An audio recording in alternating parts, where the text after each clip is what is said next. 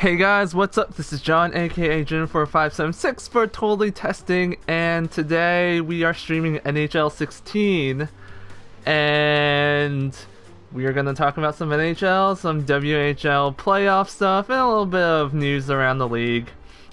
So first off, let's go into my BMGM. Right now, I didn't sim any games because last time the Stars won. And they are one game away from winning the Stanley Cup, so I figured that'd be a good game to play. But I have a rule with BGM is if I'm going for the Stanley Cup, I'm not going to play in the Cup Final because I feel like that's a big advantage to me. So I'm going to let the CPU play and see if my team can come back and force a Game 7, or will the Stars win the Stanley Cup. It's always a nice little... So... that I think they'll be okay. I hope they're okay. The fourth line of Brian Giunta, Steven Giunta, and Jordan Tutu isn't the greatest. So let's check the standings as of the beginning of the games today. A shake-up in the Atlantic Division as Tampa Bay and Boston are now tied with 83. Florida's hit a little bit of a rut. They're at 81. But they're not too far away from reclaiming first. Over in the Metropolitan, Washington has now 103 points.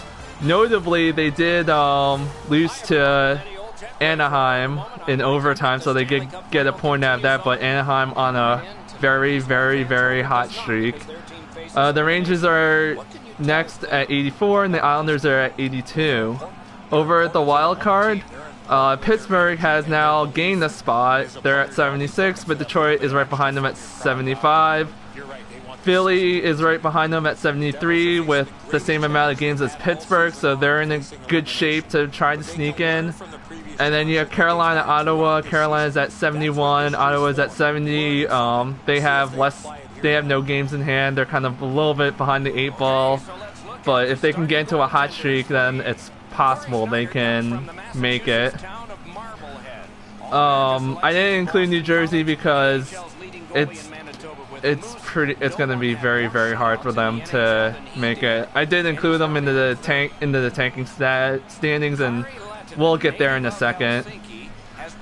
But let's take a look at the Pacific Division. Actually, let's take a look in a second. And has been a star for all. He gets the start in tonight's game. Alright, so let's go into settings, select sides, and we will let the computer decide my fate.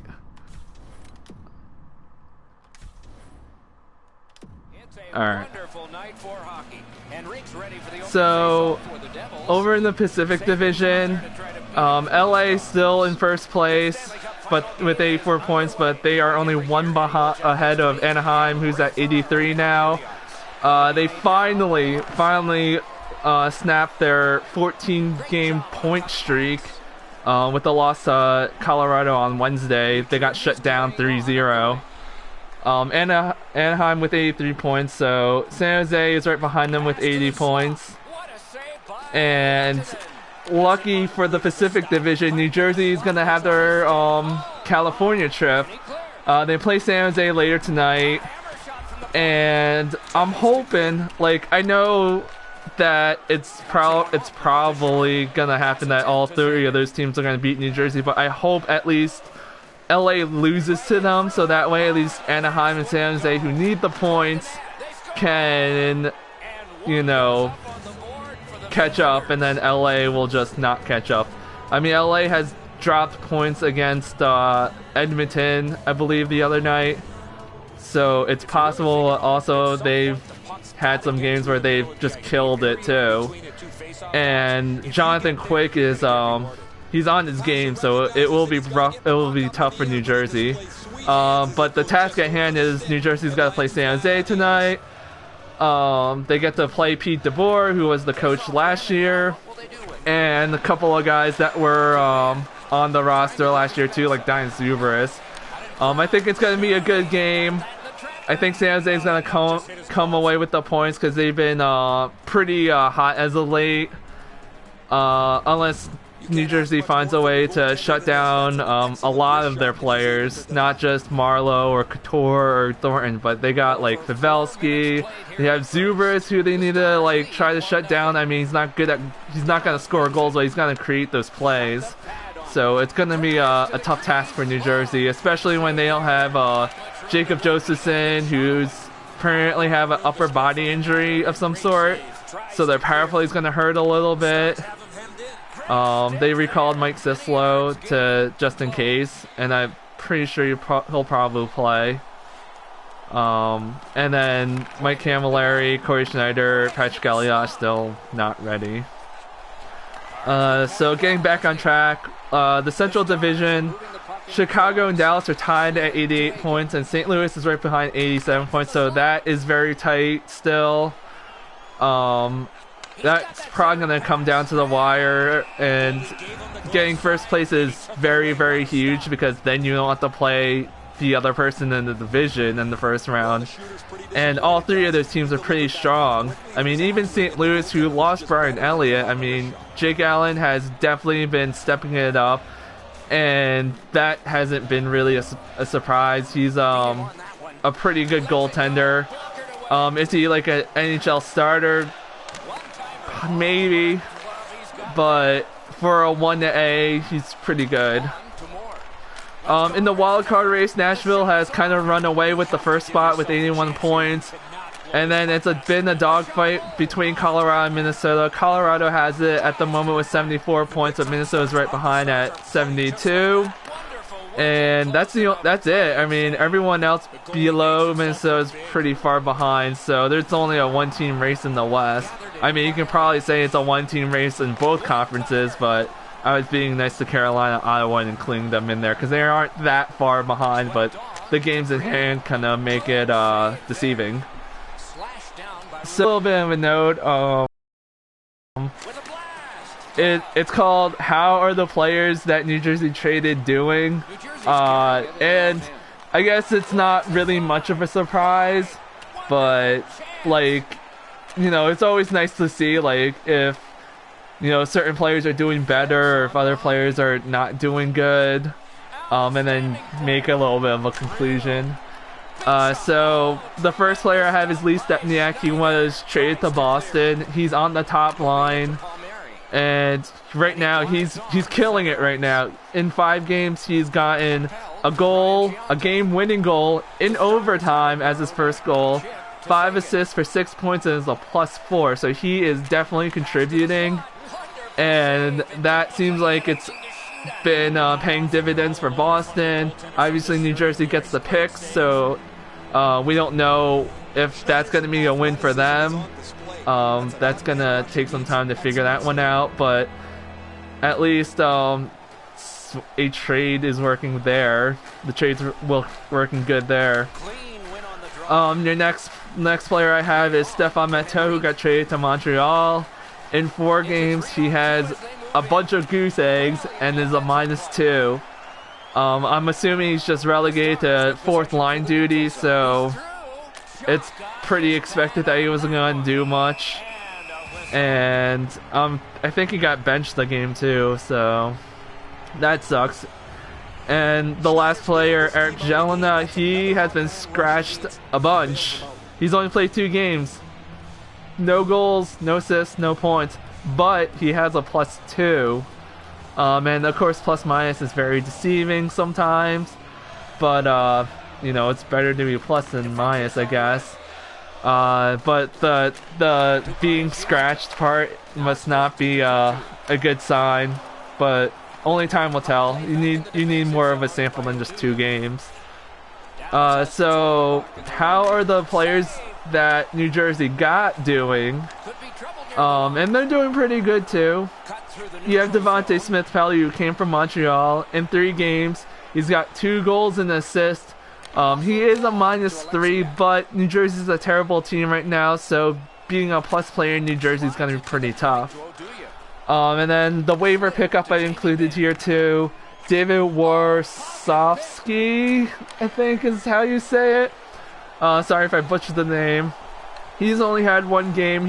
He's been scratched the last couple of games because of some kind of injury or sickness or something like that. He is 0 goals, 0 assists, but is a +1, so that's not bad. But again, small sample size, it's only 1 game.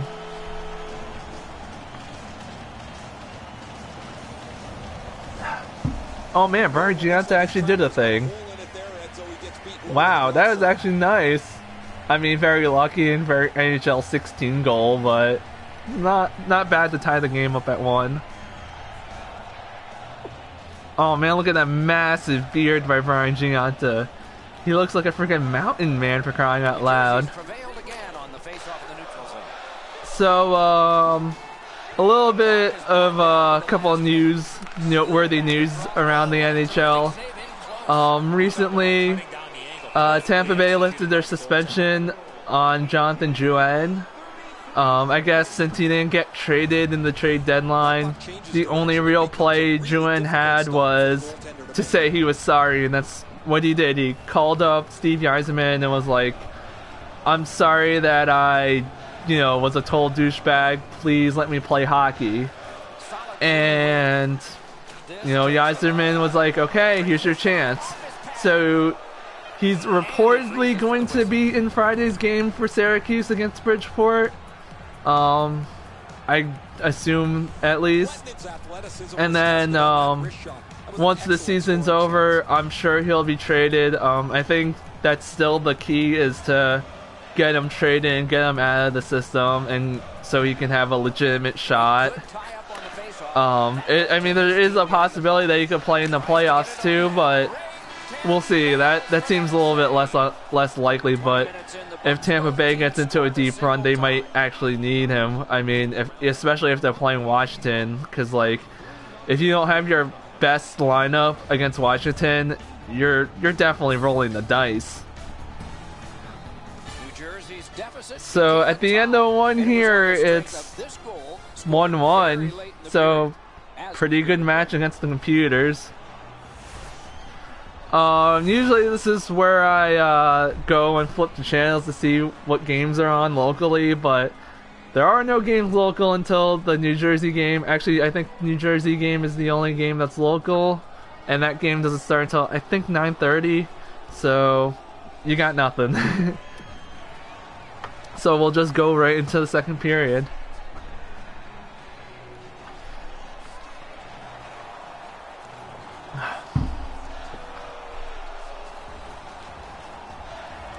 So let's switch gears a little bit to the NWHL, which is the Women's League. They are in their playoffs right now, and they already finished their semifinal. The final is set. Before we get to there, let's see how everything shook down.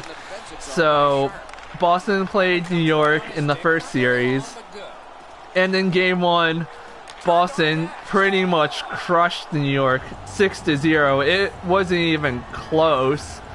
New York they got bombarded, and I know the score looks very, very bad, but I mean, when you let 56 shots go through, that's not good. That's terrible defense.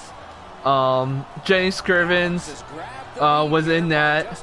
Nana Fujimoto was sick that game, so she wasn't there. But man, Jenny Scrivens she did the best she could, and it didn't matter. I mean, Boston could have lit her up for like 10 goals, but New York didn't score any goals, so it doesn't matter. Brittany Ott made 17 saves. She gets the shutout. Technically the first shutout in the playoffs. Only by time. We'll get to the next one later. So for Boston, Jillian Dempsey got a goal and 3 assists for 4 points. Brianna Decker got 2 goals and assists for 3 points. It was just insane. New York could not contain Decker or Hillary Knight. They peppered Scrivens with shots, just those 2 alone. And it continued into game 2. Game 2, New York did score some goals, and yes, Nana Fujimoto was back, but that 1 game layoff. Maybe she was still sick. Maybe she was still hungover from what I assume is her birthday party bash, because the day before game 1 was her birthday, and she was mysteriously sick. So I assume she was just hungover because she's never experienced an American birthday, and you know how those things go. But that's just my shit sick. Who knows? But in game 2, she started the net, and she was really rusty. And I think Boston had the strategy of shoot everything high on her, and it worked. They potted home 4 goals, and then after the 4th one, she got yanked. I think it was maybe in the 2nd period. So she made 14 saves on 18 shots. Jenny Scrivens came back in.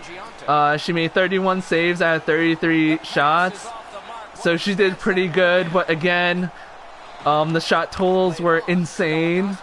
52 shots for Boston. New York did fight back a little bit with 27 shots, and they did get 4 goals. But I mean, when you let your goaltender get lit up with shots, like, goals are gonna happen. I hope New York finds a way to shore up their defense in the offseason. I know Alex Carpenter is coming in.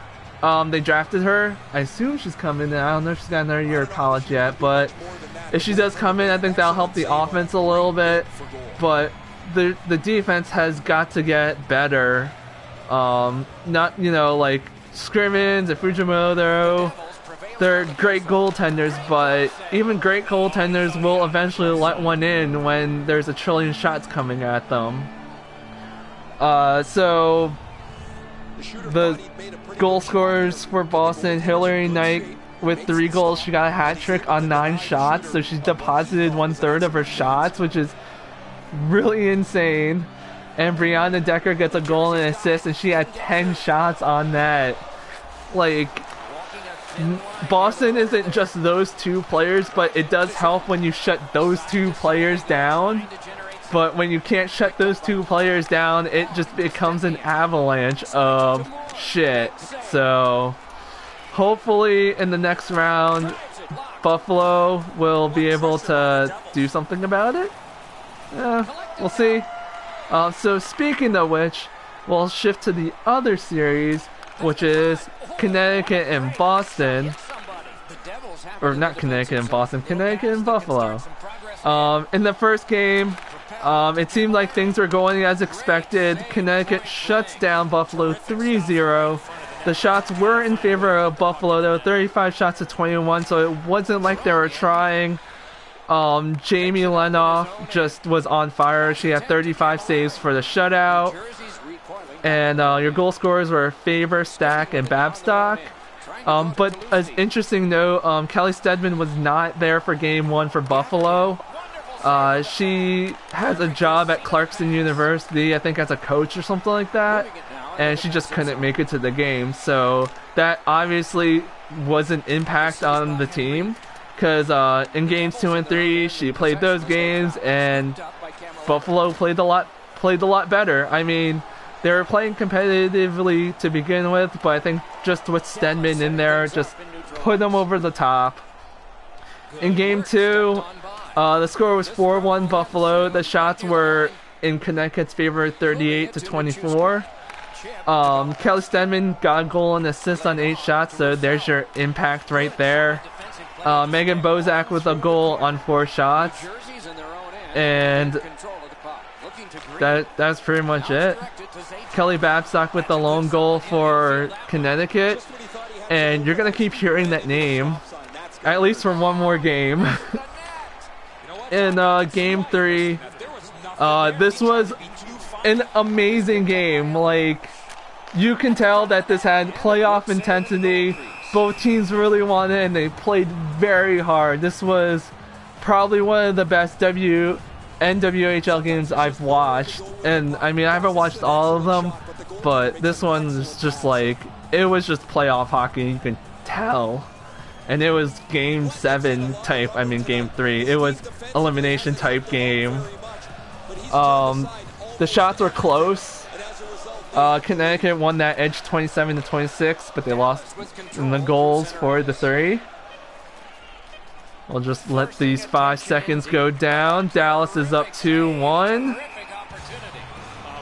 And with 1 period to go, it's getting close. Dallas might win the Stanley Cup. Shots delivered quickly, but he smothers the bottom of the net so well. Gets his legs out to make the stop.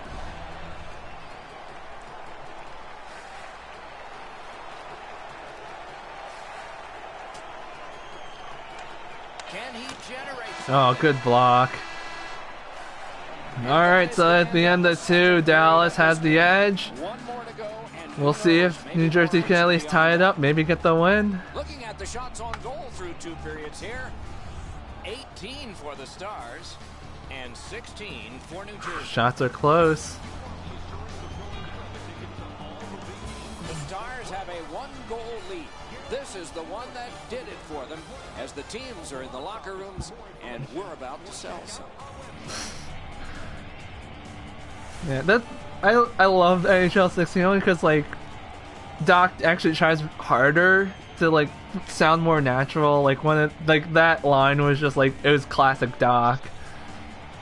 And speaking of which, I heard that Doc is gonna call spring training games for the Pittsburgh Pirates, maybe at least one. Ah, man, I think that'd be really cool. Although he's like super nervous, I guess, because like baseball is very slow than hockey, so like, you know, the pacing is different, so you gotta kind of fill it in with a bunch of like random facts and stories and stuff. But I think Doc can do it. Like, I've seen a lot of behind the scenes stuff that like MSG's done, and he's very well prepared with things, like just for even regular hockey. So I think for this he'll definitely be prepared, and if worse comes to worse, you can always tell the fans what the wind direction is or something. Oh my god, I'm glad that they messed up that play. Alright, so getting back to the WNHL, NWHL. Game 3, Buffalo 4-3. Bozak with 2 goals on 5 shots, not bad. And Babcock with 2 goals. I mean, Kelly Babcock, or Megan Babcock.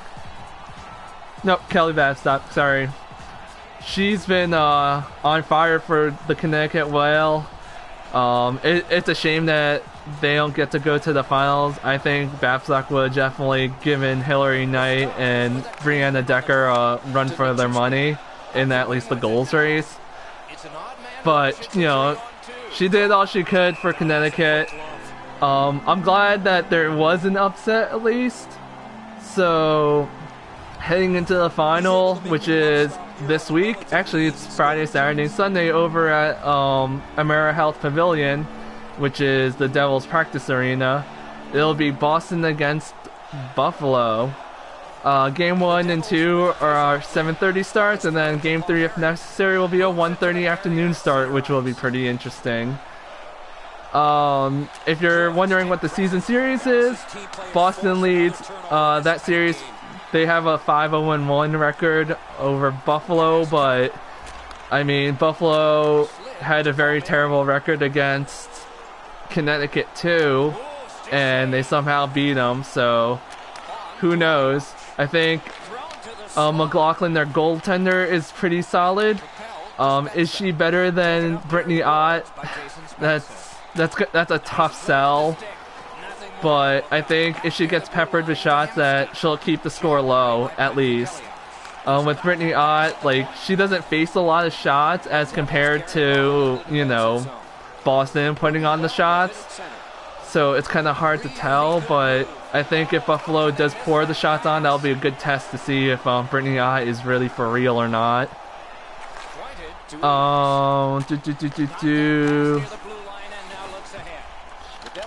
I do have players to watch, and I didn't put it on my shot sheet. I did have it on the written one though. Oh no, this is not the right shot sheet, but I can probably tell you off the top of my head. For Boston, obviously it's going to be Brianna Decker and Hillary Knight. Those are your two main people to worry about, but the rest of the roster is pretty good. But if you can shut down Decker and Knight, that gives you at least a better chance of winning instead of having them pepper 9 or 10 shots at you by themselves. Again, Brittany Ott is a good key too, but we'll see what happens if Buffalo can pepper enough shots on her, whether she can, handle it or not. I think for Buffalo, Kelly Stedman's definitely a pick. Just looking at, that one game without her and then the games with her. The game one without her, they were good, but you can tell that they were lacking something. So, they could have definitely won 2-0, but it just wasn't enough. And then when she was in games 2 and 3, she contributed. She put in a ton of shots, and she was definitely a presence. So she's definitely a big key. I think Bozak's a good key too. Great contributor. And McLaughlin's got to be on her game. Like there's no ifs, ands, or buts. She is gonna face a huge onslaught, and I wouldn't say she's got to stop everything, but she's got to at least keep the team in there. If she can keep the team within striking distance, then it's pretty much up to the team whether or not they get the goals or not.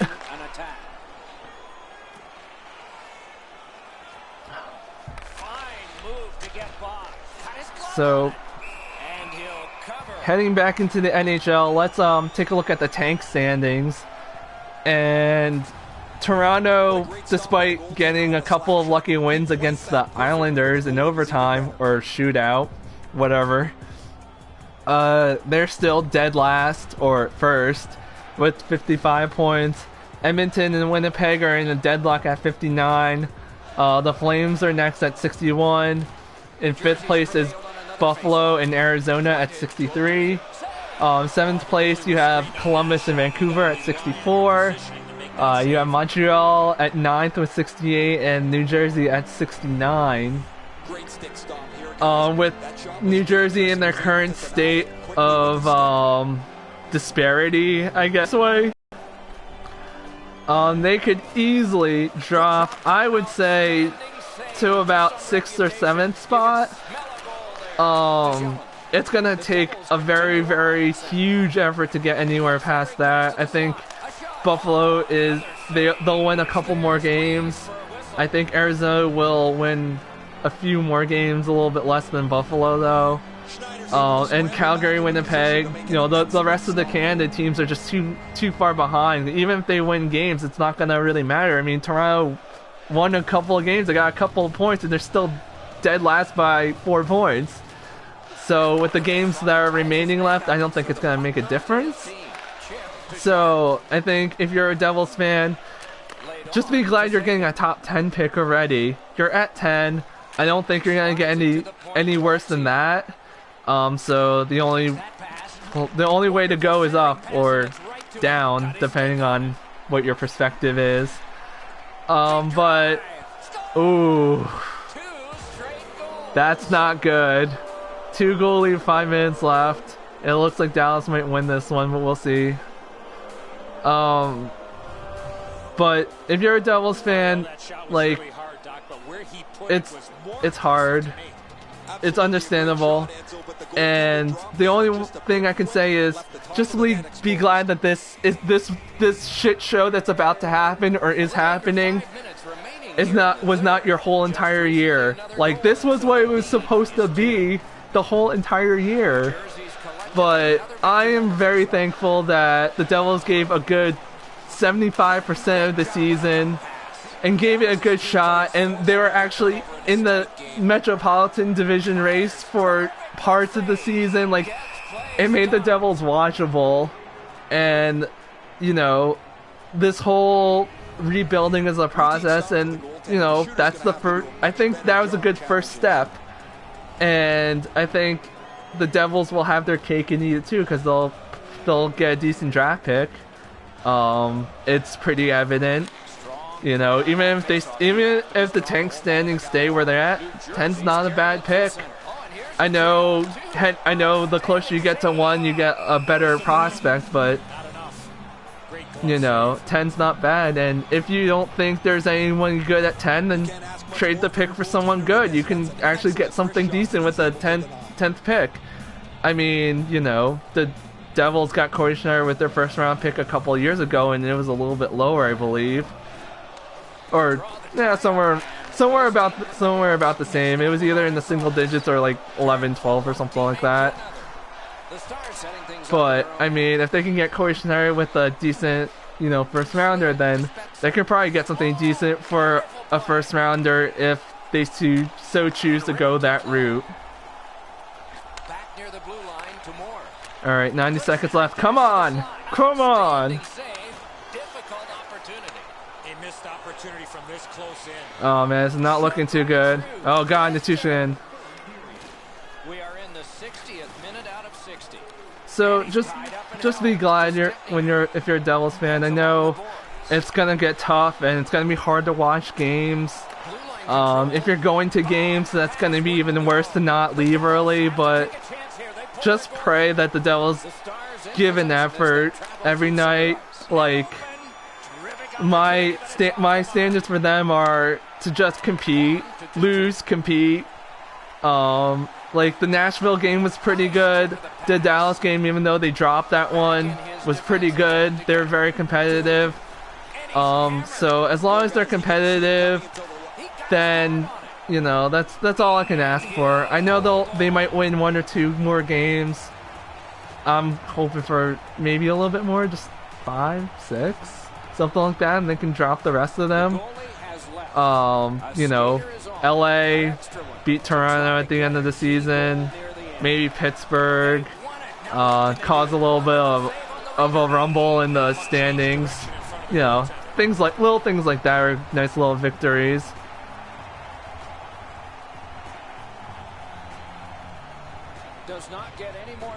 But this looks like it's going to be the end of the season. And it looks like Dallas is going to win the cup. Oh man, that was a terrible empty netter. There you go. A fitting tribute to a wonderful season.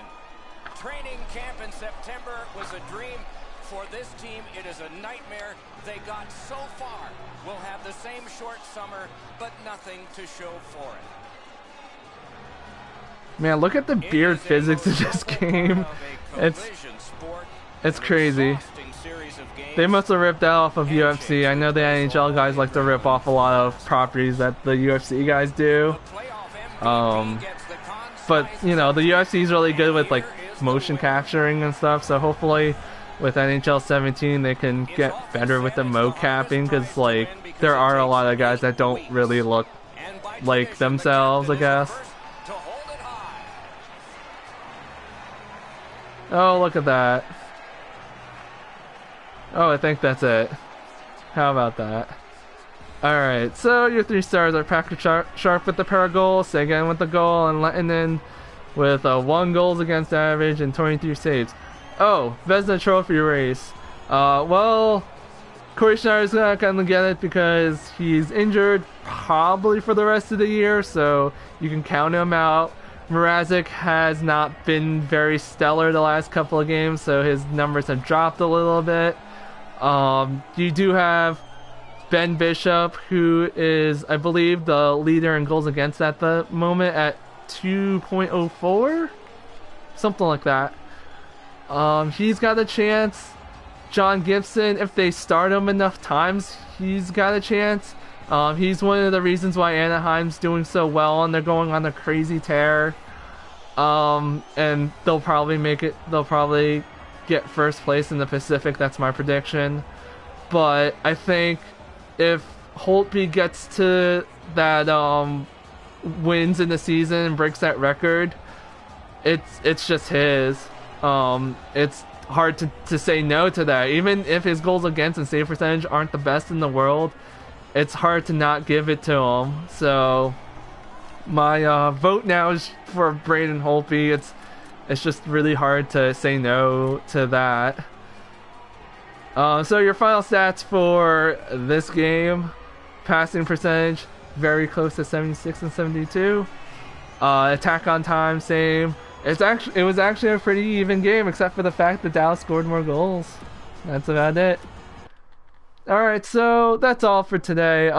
Next week, well, I'll probably go through the draft and stuff, and you guys probably don't want to see any of that nonsense, so I'll just swim through that, and we'll start the new season, and I will tell you all the changes and stuff, and then, as usual, we'll go through the NHL standings, talk about NHL news. We'll actually get to tell you who the NWHL champion's gonna be.